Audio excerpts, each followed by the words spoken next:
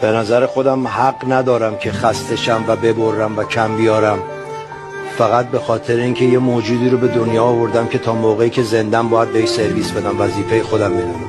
واقعا هر موقع به یه سری چیزای بد فکر میکنم، به یه سری چیزای مایوس کننده و ناامید کننده، میگم نه، من این هست.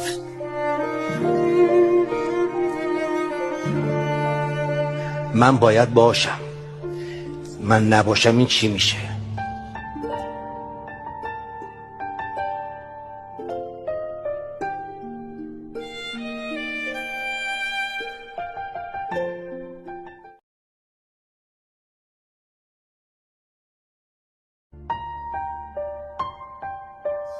به نظر خودم حق ندارم که خسته شم و ببرم و کم بیارم، فقط به خاطر اینکه یه موجودی رو به دنیا آوردم که تا موقعی که زندم باید بهش سرویس بدم. وظیفه خودم میدونم.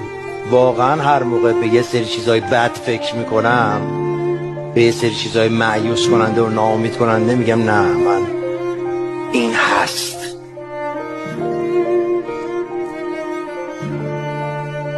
من باید باشم.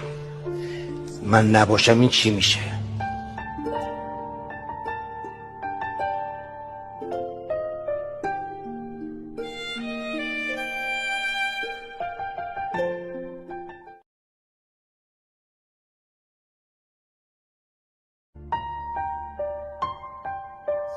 به نظر خودم حق ندارم که خسته شم و ببرم و کم بیارم، فقط به خاطر اینکه یه موجودی رو به دنیا آوردم که تا موقعی که زندم باید بهش سرویس بدم. وظیفه خودم میدونم.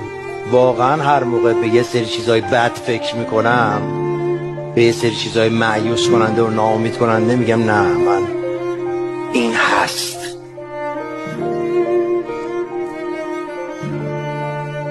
من باید باشم.